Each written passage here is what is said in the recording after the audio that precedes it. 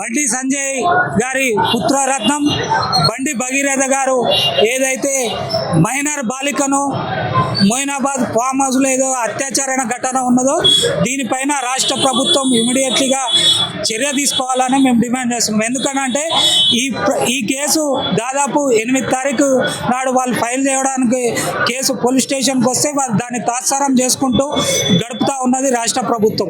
ఇవాళ బండి సంజయ్ గారి మీద రాష్ట్ర ప్రభుత్వానికి రేవంత్ రెడ్డి ప్రభుత్వానికి అంత ప్రేమ ఎందుకు వచ్చిందో, నరేంద్ర మోడీ గారి ప్రభుత్వం మీద అంత ప్రేమ ఎందుకు వచ్చిందో మాకైతే అర్థం కావట్లేదు. కానీ ఒకవేళ రాష్ట్ర ప్రభుత్వం ప్రజాపాలన అని ప్రజలకు రక్షణ అని చెప్తున్న రేవంత్ రెడ్డి సర్కార్ ప్రజల పట్లన ఈ రాష్ట్రంలో జరుగుతున్న ఒక కేంద్ర మంత్రి పుత్రరత్నం చేస్తే ఇవాళ ప్రజలకు కూడా ఒక అభద్రత భావంలో ఉన్నారు.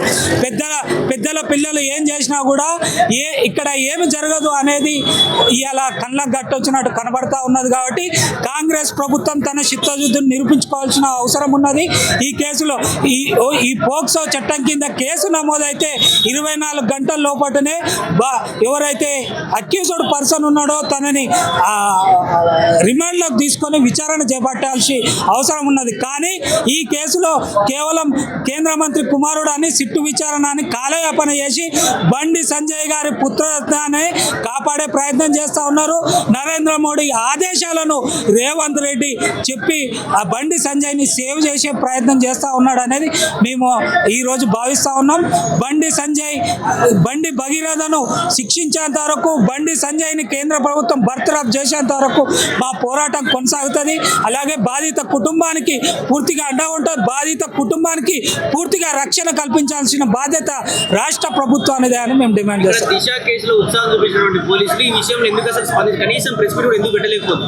ఇప్పుడు అదే మొన్న మోడీ గారు వచ్చారు, రాజకీయాలు మాట్లాడకుండా అంటేనే మోడీ గారు ఆయన రేవంత్ రెడ్డి గారికి ఒక ఆఫర్ ఇచ్చుకుంటూ పోయాడు, మా ఎంబడి ఉండు గుజరాత్ లాగా అభివృద్ధి చేస్తామని. అంటే ఇవన్నీ కూడా రేవంత్ రెడ్డికి ఒక బీజేపీకి ఫేవరెటా, బీజేపీ ఒక కేంద్ర మంత్రి కొడుకుని సేవ్ చేయాలని ప్రయత్నం ఎందుకు చేస్తున్నాడు అనేది ఇలా ప్రజలకు రేవంత్ రెడ్డి బహిరంగంగా మీడియా ముందు వచ్చి సమాధానం చెప్పుకోవాల్సిన అవసరం ఉంది. ఎందుకనంటే వేరే ఇతర కేసులు ఏవైనా కూడా బాధితులు కంప్లైంట్ ఇవ్వగానే ఇమ్మీడియట్లీ ఈ పోక్సో కానీ దిశ చట్టంలో ఏ కేసు నమోదైనా కూడా ఇమ్మీడియట్లీ పోలీసు రంగంలోకి దిగుతుంది. కానీ ఇక్కడ ఒక కేంద్ర మంత్రికి లేకుంటే కేంద్ర ప్రభుత్వానికి లేకుంటే రాష్ట్రంలో ఉన్న రేవంత్ రెడ్డి సర్కార్కి ఏదో దోస్తాన్ని నడుస్తున్నా అనేది మేము భావించాలి. ఎందుకనంటే లేకపోతే ఇతర కేసులు అన్నింటిలో కూడా ఇమీడియట్లీ యాక్షన్ తీసుకోవచ్చు. ఒక కేసులనేమో తీసుకుపోయి రాత్రి ఎన్కౌంటర్ చేస్తారు.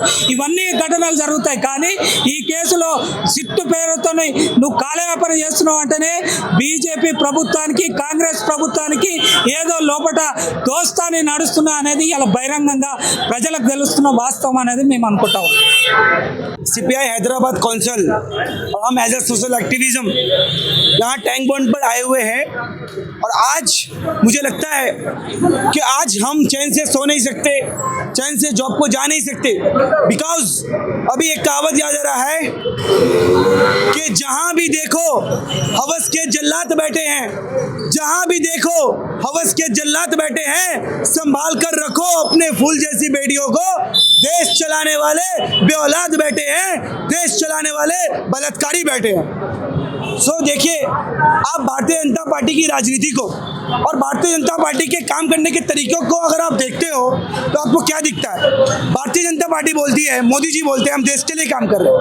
आप कभी भी आप नोटिस करो, जब ऑपोजिशन पार्टी के कोई भी लीडर कुछ भी छोटा सा भी काम करते हैं तो भारतीय जनता पार्टी के कश्मीर से लेकर कन्याकुमारी तक नेता तक ऑल गवर्नमेंट्स उसका प्रोपेगेंडा करती है।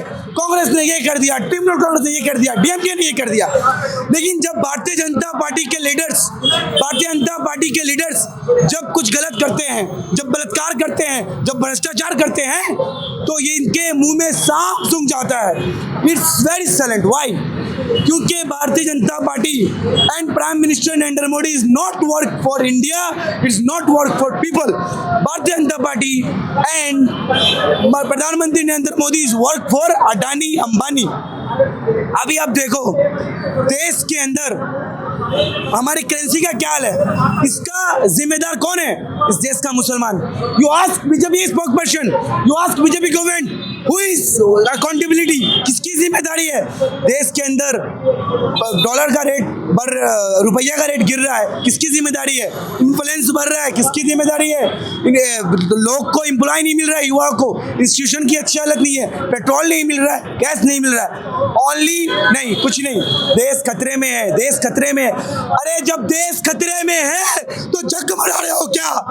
जब देश खतरे में है तो देश की सरकार से रिजाइन दो और देश से भागने का काम करो।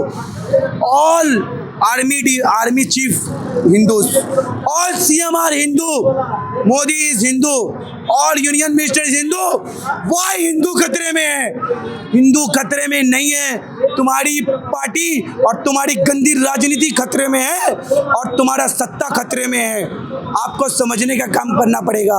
भारतीय जनता पार्टी को मैं कहना चाहता हूँ, आप याद रखो, जिस दिन जनता होश में आएगा आपको चप्पल छोड़कर देश से भागना पड़ेगा। जनता बेवकूफ नहीं है, आप जनता को बेवकूफ नहीं बना सकते हो। हमेशा भारतीय जनता पार्टी बोलती है कि भारत माता की जय, हम ही असली भारत माता को बचाने वाले हो। अब ये इंसिडेंट के ऊपर आप क्या कहते? तो हम क्या समझना, बलात्कार करना, बलात्कारी को सपोर्ट करना क्या भारत माता की जय को सपोर्ट करता है क्या? आप बताओ मुझे, क्या मुसलमानों को गाली देना ये भारत माता जी को सपोर्ट करता है क्या? क्या भारत को रिप्रेजेंट करना चाहते हैं आप? क्या भारत को रिप्रेजेंट करना चाहते हैं? मुसलमान को गाली देना एक्चुअल भारतीय हो क्या?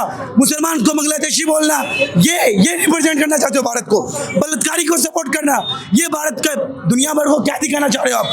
हम सपोर्ट करते हैं भारतीय जनता, हम सपोर्ट करते हैं बलात्कारी को, हम सपोर्ट करते हैं कैपिटलिज्म को, हम सपोर्ट करते हैं डिस्क्रिमिनेशन को। ये total BJP means not Bharatiya Janata Party, BJP means actually and really बलात्कारी Janata party. And Narendra Modi is world level hateness leader, waste leader, nonsense leader.